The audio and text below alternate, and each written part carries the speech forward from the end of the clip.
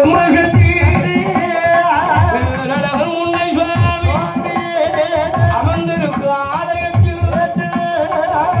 ஐயா ஏ மாயாண்டி ஏ சிவப்பிரியா, 3 படம் தான் இருக்கு.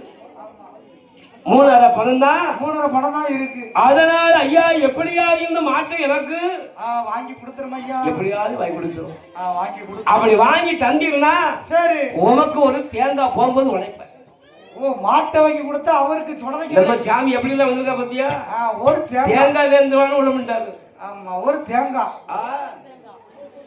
அது மட்டுமா வேற என்னன்னா சாமி உனக்கு ஒரு பன்னீர் பாட்டு வாங்கி தெளிச்சிருந்தேன். தெளிச்சிருந்தேன். தெளிக்கும் சொல்ல தெளிச்சிடணும்.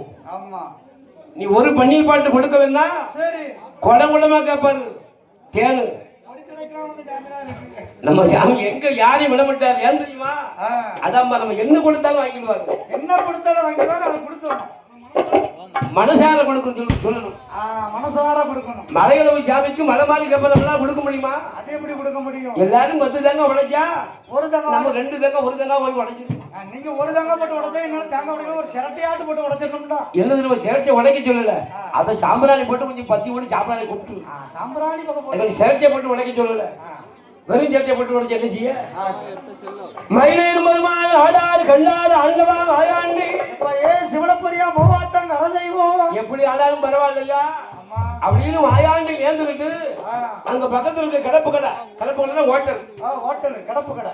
அது வந்து கிடப்பு கடை பழையாவது சொல்லுவாங்க. கிடப்பு கடை. ஆமா அங்க போய் ஒரு சாப்பாடு சைவ சாப்பாடு, ஒரு சாம்பார், ரசம், மோர், அவியல், பொரியல், தீயல், பப்படம், ஆயாசம் ஒன்றுதான் இல்லை. பரவாயில்ல. ஆனா இருந்தாலும் நல்ல வயதான சாப்பிட்டு அப்படின்னு மயிலை மருமகள் ஐயா நல்லா சாப்பிட்டு முடிச்சு ஐயா மாயாண்டி உன்னை நம்பிதான் இருக்கேன். எப்படியா இந்த 2 மாட்டை எனக்கு விலை பேசிடு அப்படின்னு சொன்ன நேரத்துல இருந்து இந்த மாட்டை கேட்க ஒரு ஆள் வந்து ஒருத்தர் கூட வரலையா? மாட்டியாவ நினைக்கிறது என்ன நேரத்துல கேட்டா தெரியல. ஆமா ஏன் மாட்டை வந்து பாக்காங்க, வாழை பாக்காங்க, மூக்க பாக்காங்க, கொம்ப பாக்காங்க, உடம்ப பாக்காங்க, பல்ல பாக்காங்க. எத்தனை பல்லு வயசு? அதான் வயசு. பல்ல பாக்காங்க. ஆட்டுக்கு எத்தனை பல்லு? மாட்டுக்கு எத்தனை பல்லு? நீ ஆட்டு மாட்டியா வரைக்கும் அப்பப்ப காமிச்சிட்டு இருக்க பத்தியா? எனக்கு தெரியாது எத்தனை பல்லு இருக்கு அப்படின்னு பாப்ப.